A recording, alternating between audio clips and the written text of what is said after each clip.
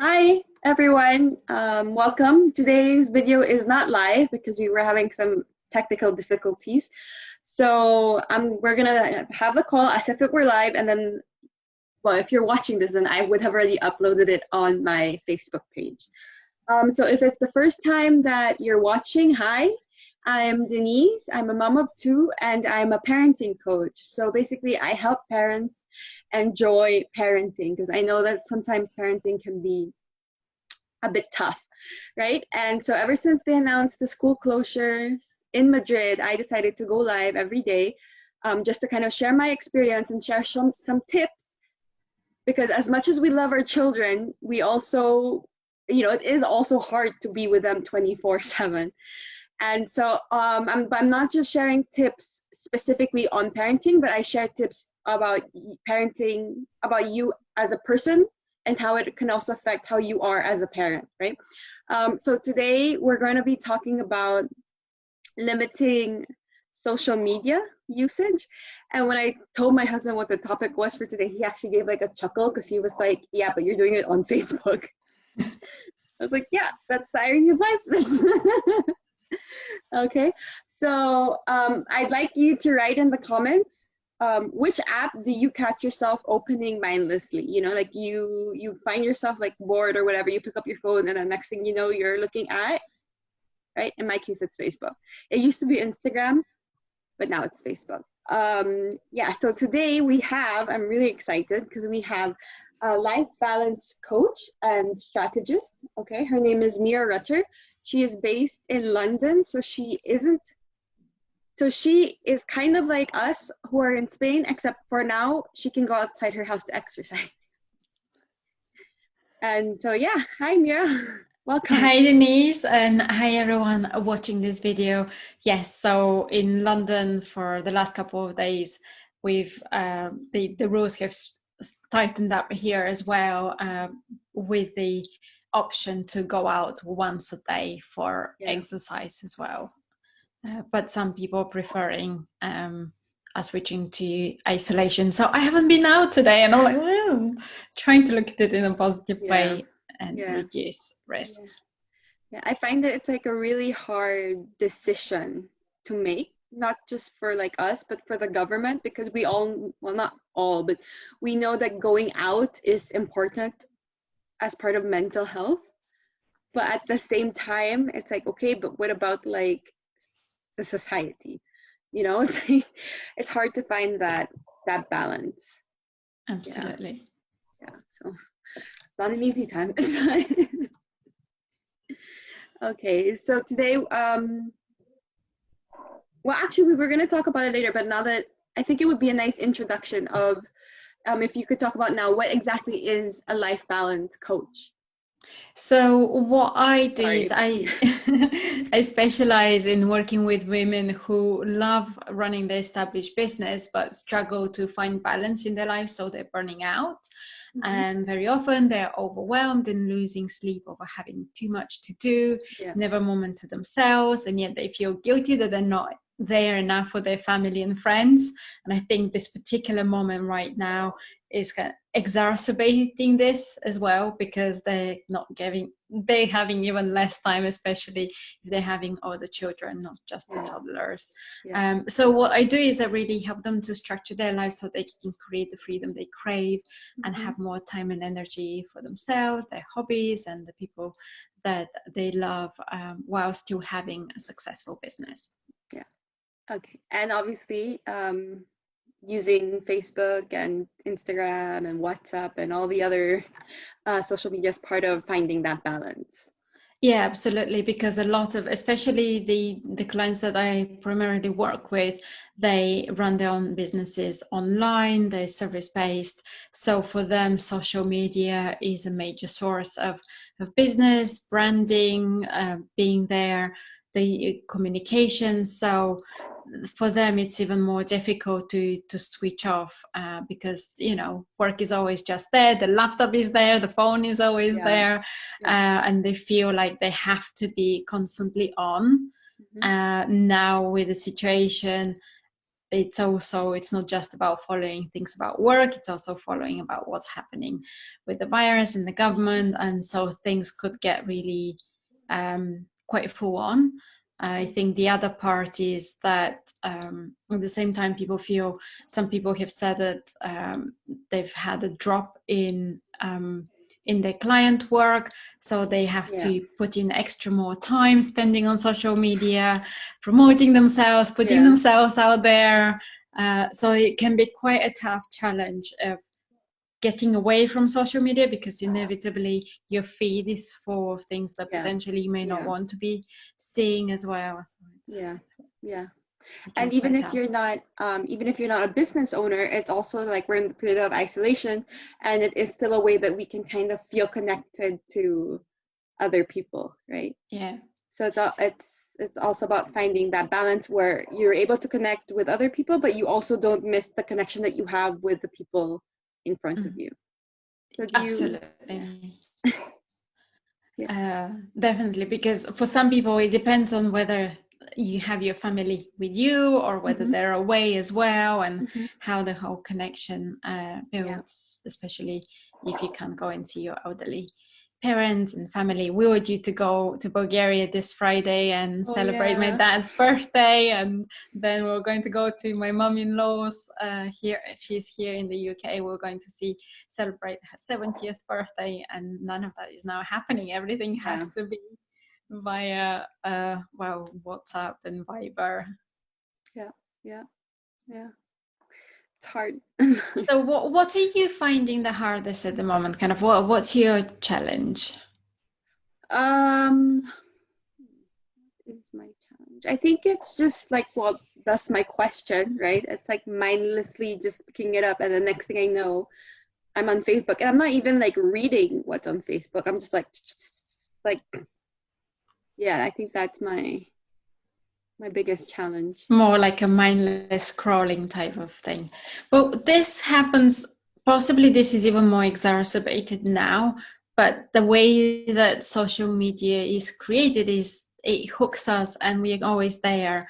Part of what happens with social media or any of our gadgets is they kind of kick in that endorphin and gives us the dopamine as well. So you get this kind of feel good factor, just for getting a message, getting an email, and it feeds that instant gratification in a way. And so understanding that that's what it does, one way to be able to manage this more effectively is to bring in more awareness with what's happening. The fact that you're opening up this app, and the next time, the more you pay attention to what actually you're doing, the next time you're going to say, okay, actually next time I'm not going to open this, or I'll open it and then I'll close it, because this is not it's not really helping me. It's not really helping me achieve what I want to achieve otherwise. And there are ways of, you can either set up restrictions on how much time you spend on a particular app. In my case, I actually deleted Facebook and then LinkedIn a few months later from my phone, so I no longer have these applications that easily handy. But I find myself nowadays just opening my emails. I'm like, no, I don't want to really do that. But so it's understanding, like, why are you searching and why are you doing this thing, and creating those limits on your phone, even if checking social media is not really the right thing. So, and also understanding why you're checking social media. So sometimes, yes, it may be mindless scrolling. The reason why I personally deleted Facebook was because I kept on going into groups where I was a paid member, and I was learning and learning and learning. And so, as someone who loves learning all the time, I realized that actually at 9 o'clock at night, I wasn't going to implement what I was learning, so it was pointless. And so I was like, well, if I'm using Facebook for work, then I'm only going to do that during my working hours.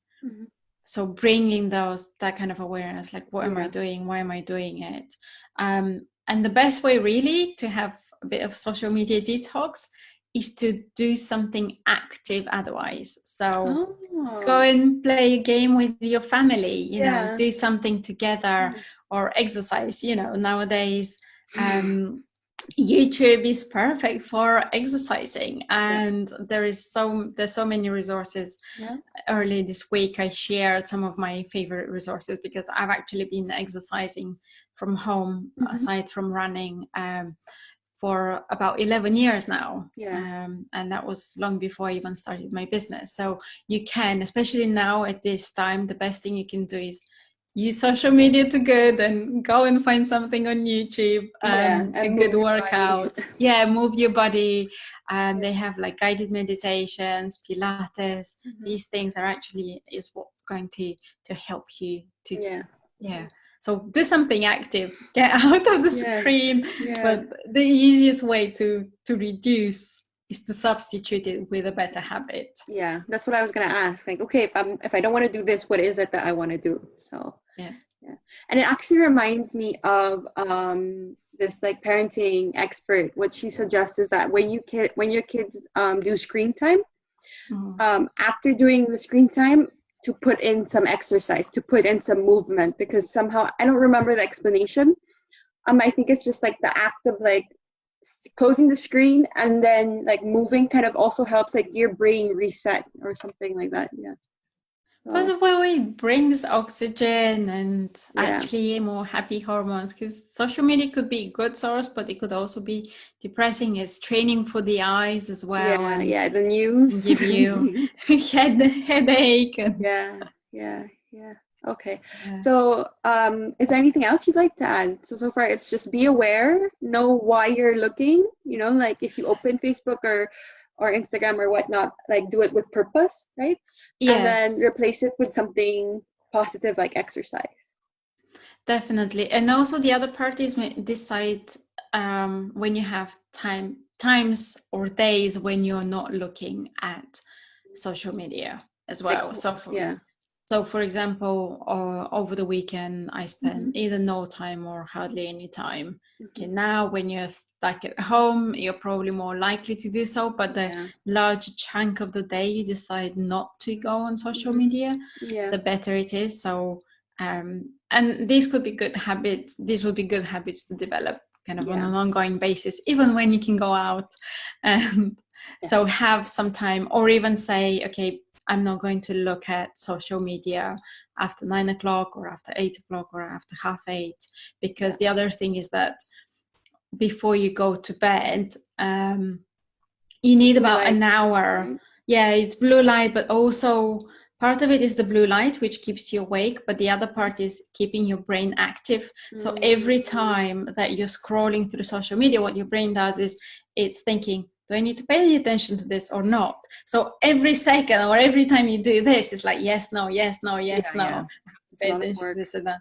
And that keeps your brain active. And actually, when you want to go to bed, what you want to do is to calm down and slow Mm-hmm. down, and you're not going to do that if you've been kind of searching. So even if you go to bed and you fall asleep, you're Yeah. probably not going to sleep very restfully because all of that has been going on through your mind. So be mindful, not looking at the screens for last thing at night, and similarly first thing in the morning. Many people are still in bed and they start checking what's happening on social media. So try and do something positive and nurturing first thing in the morning, Yeah. like exercise, mindfulness, something that actually is beneficial rather than and it helps you to focus Yeah. during the day, Yeah. uplifts your mood, all of these things. Maybe practicing gratitude as well, being thankful for what you do have, that's something else, rather than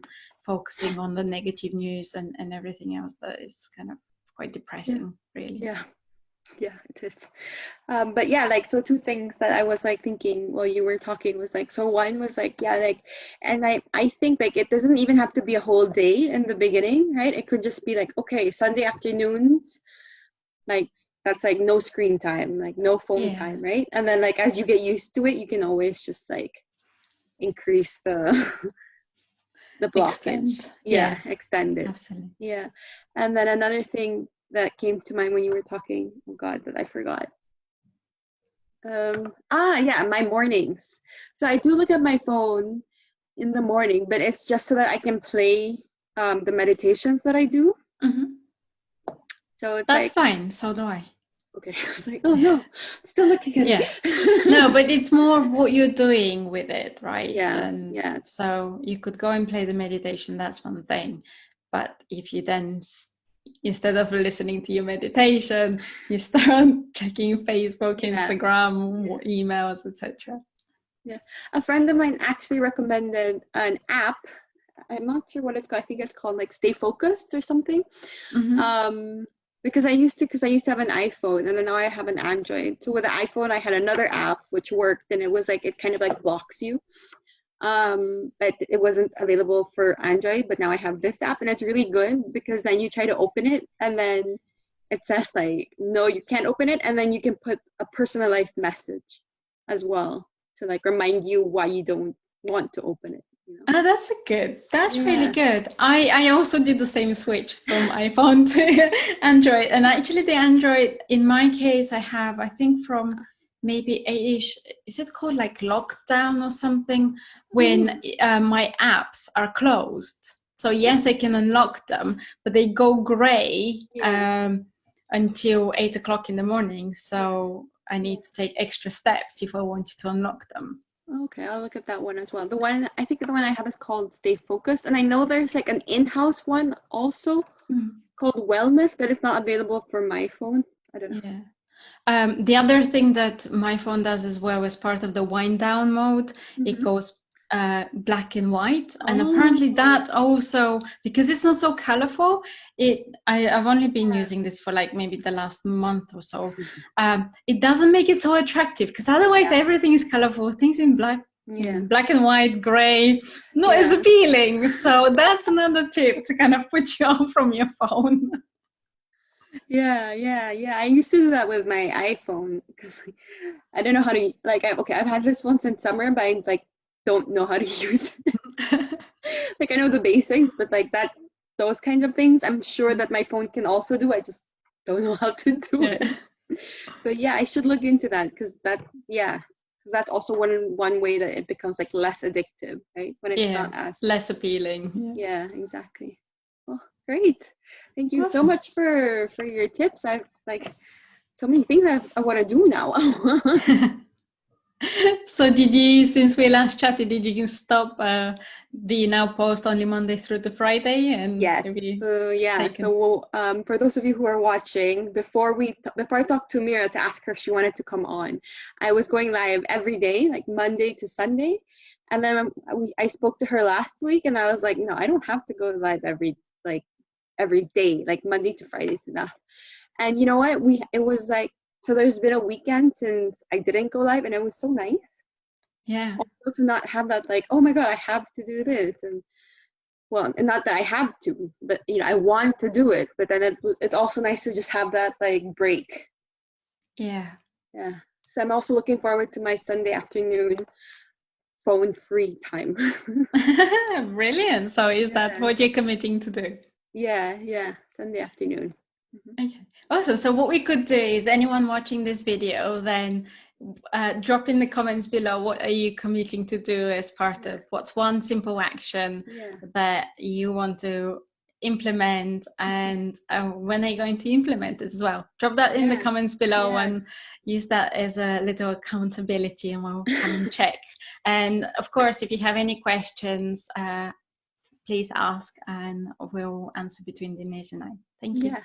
And Mira, also like if you want to offer like your services, so like, you know, exactly what type of women do you work for? Do you work with to see like maybe someone here is watching and they'd like to work with you? Yeah.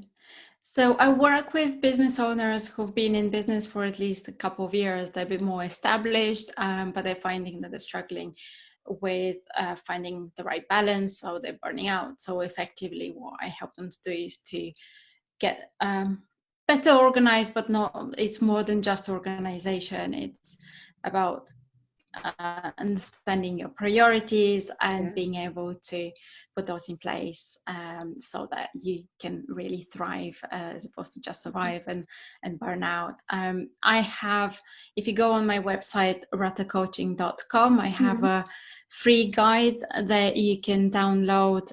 Actually, we can put it in the comments as well, that people can go in. It's called 10 Proven Ways to Creating a Successful, Balanced Life. Oh, cool. I will look at it as well. Yeah. And well, it's funny because you said thrive instead of survive, because I was like, yeah, that's what I do too. So yeah, so if you're a businesswoman or if you're a business person, go talk to Mira if you want to thrive instead of survive. But if you're a parent, and a lot of people now are saying, like, it's okay to just survive in this moment. And that's true. We're going through a hard time. It's like, this is hard. There's no doubt about it. And if you're only surviving, that's okay. However, if you want to step out of surviving and into thriving, and you feel like you need a bit of help, then send me a message so we can schedule a call and we can see how thriving would look like for you.